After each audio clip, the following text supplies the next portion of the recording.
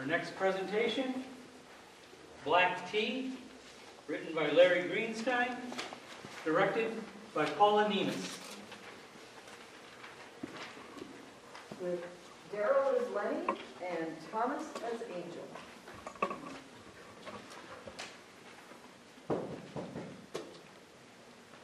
Could that be my Lipton tea? Did you finish your poem? It's done. My friend Jared writes poems. He says the internet is the only place they publish poems anymore. This poem is not for publication, it's for posterity. I've got the snack cart in the hall. Are you going to follow orders tonight? You got black Lipton tea on your card? 1 can of vanilla and sure, and some graham crackers. Are the night nurses complaining again? Too many toilet trips for old Lenny drinking all that black tea? Read me the poem, Lenny. It's sort of free verse and not too abstract. You have a little time? You're the last room on the snack list. I always have time for you, Lenny. Excellent. Pull up the chair.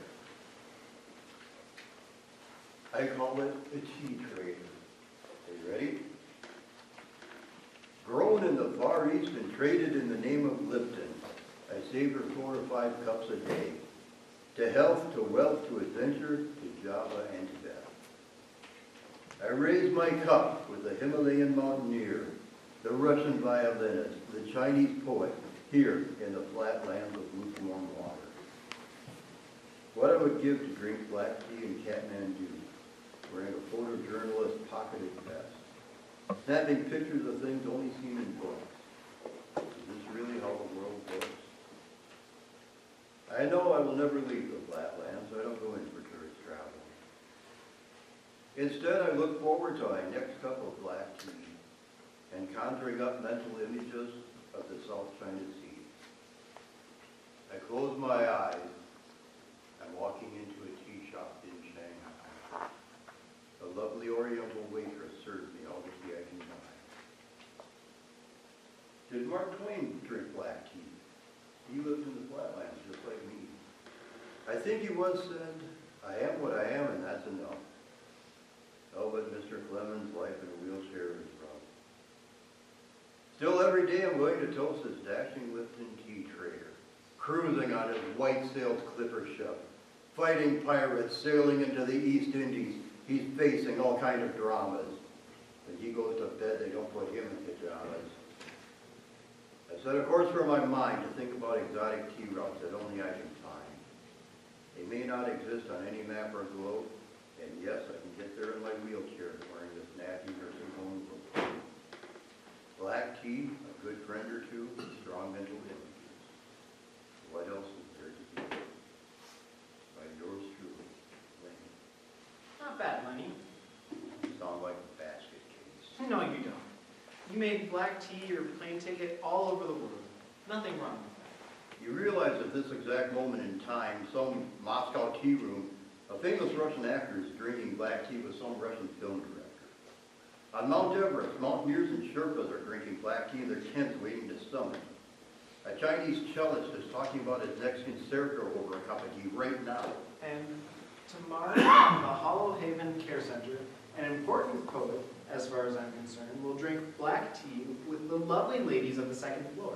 His name is Lenny, and he is not in Moscow, Mount Everest, or China. He's right here in our very midst. So Hollow Haven Care Center is where it's all at. Is that what you're saying, Angel? I am what I am, and that's enough. I even put that in the poem for you, in tribute to my friend who studies American literature and Mark Twain. A lot of good American literature degree is going to do me, especially in this economy. You could travel with me to the Far East. I would make you my travel associate or medical advisor. We could follow the tea routes in Central and East Asia. American literature? Joseph Conrad traveled all over the Far East. You could write about our travels. You're on medical assistance, Lenny. Unless you got some stash of cash, I don't think we'd get very far. Money is just a detail. Let's not let details get in the way. Maybe the Lipton Tea Company gives out grants to potential tea traders and emerging writers like us. It's just a detail. What else are you worried about? For all the tea you drink, Lipton should give us a lot of money. Seriously, what other details are you worried about? From traveling all over the Far East with you, well, I seriously go to college, I seriously help support my parents, and I seriously have a boyfriend who wouldn't approve of me traveling all over the world. We'll take him with us. Your parents, too. I can just see that. If there's a will, there's a way. Don't you dream of exotic places? Show your parents Kathmandu. Walk the Great Wall of China with your boyfriend. Be a famous American writer. Travel abroad. If there's a will, there's a way. Lenny, it's your dream.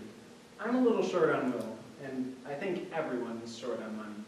Lose your dreams and you will lose your mind in life's unkind. What's that from? Goodbye, Ruby Tuesday. That's just an old song. Do you know the farthest east I've ever been is Fort Dix, New Jersey? The National Guard years ago. Furthest west, Black Hills of South Dakota. I've never even been out of this country. Well, you're about due for some travel, Mr. Lenny. You think so? I lived with my parents until they both died. I took my wife to the Black Hills for a honeymoon. I was a clerk most of my life. I never really made it to Kathmandu. You're still young, Lenny. You'll get there. I don't think with me, though. Like you said, if there's a will, there's a way. Maybe there are millionaires giving out seed money to poetic dreamers living in nursing homes who want to travel. You can never tell. I think you're missing the point, Angel. Do you know they serve Coca-Cola all over Kathmandu? French fries and hamburgers, too. There are even McDonald's in Vladivostok. Do you know you can order a Big Mac in Shanghai or Jakarta or even Papua New Guinea? No, why would I travel all around the world when there's a McDonald's just down the street from Hollow Haven? One night, I couldn't sleep, and I went in the day room and I watched cable TV. Couldn't believe the Cartoon Network was on at 3 o'clock in the morning. Then, sure enough, it struck me that outer Mongolian children could watch those cartoons, assuming they had a satellite dish. Conceivably, you could even watch a Cartoon Network on Everest. Why travel? So, now you don't want to travel. Why did you change your mind? I'm trying to sell you on an idea. And what's that idea supposed to be? You wouldn't even entertain the notion of world travel with your parents included. No offense, Lenny. You ain't no millionaire. How are we supposed to afford it? What are you trying to sell me? Let me put it to you this way. You know as well as I do, we'll never see the Far East.